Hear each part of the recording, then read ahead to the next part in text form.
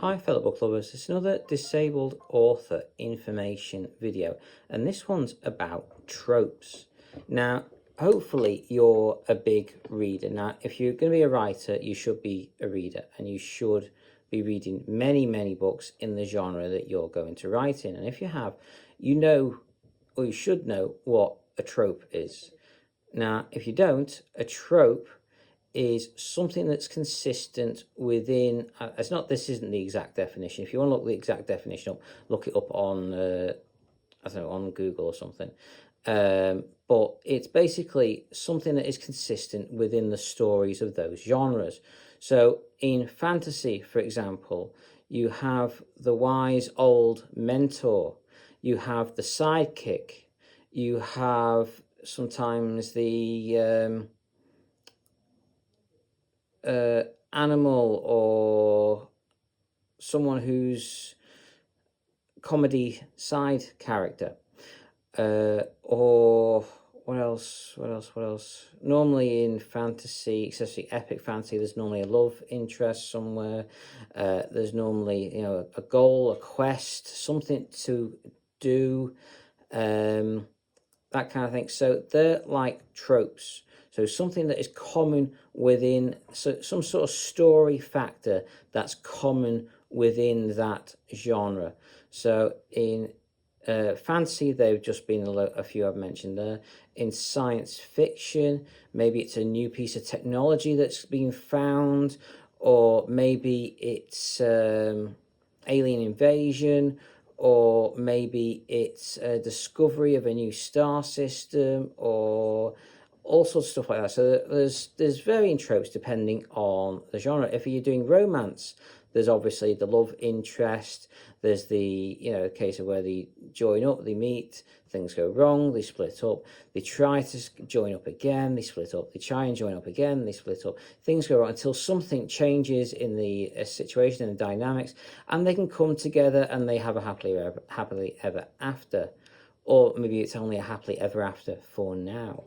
It depends. Romance has a few different tropes in it, but it depends entirely on what genre you're writing, and it can really help with your books, with filling them out, with adding to your story, making them just feel right. Now, I've read a lot of books. In fact, at this point, in my lifetime, I've read somewhere between 10 and 20,000 novels, and it's closer to the 20,000. I don't know the exact number, I just know it's up there somewhere.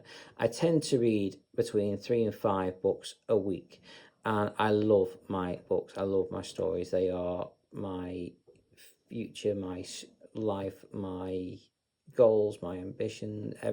My books encompass almost everything to me.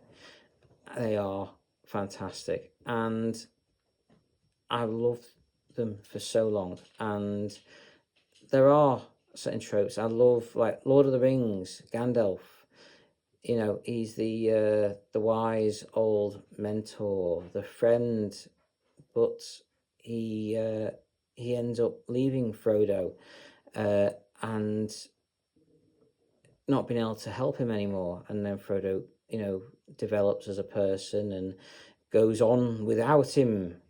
Then he comes back as Gandalf the White, and he helps the other group that they've split off. Sorry for spoilers there if you haven't read Lord of the Rings, but it's a brilliant series. If you haven't read it, give it a go. It's brilliant, and I highly recommend it. But anyway, so there are different tropes. What's a well-known science fiction novel that you might know? Science fiction.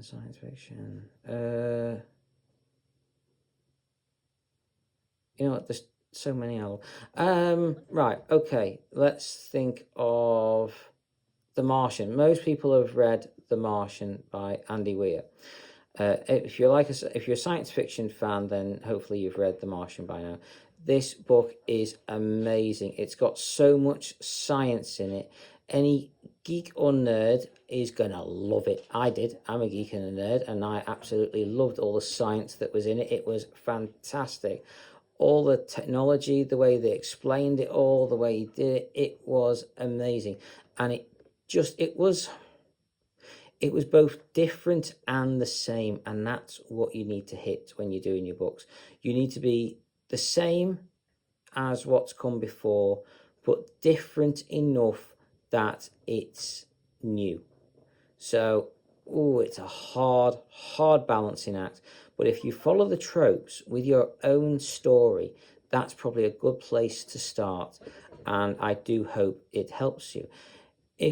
You can go onto Google and Google typical tropes for your science fiction, your fantasy, your history, your non-fiction. Oh, I don't know about non-fiction books, actually. I don't know if non-fiction books have tropes in them, actually, thinking about that. I don't think they do, because it's not a story as such. Unless you lay it out as a story, then you'd have a trope. But anyway, so a bit of a thing to puzzle on for the future there.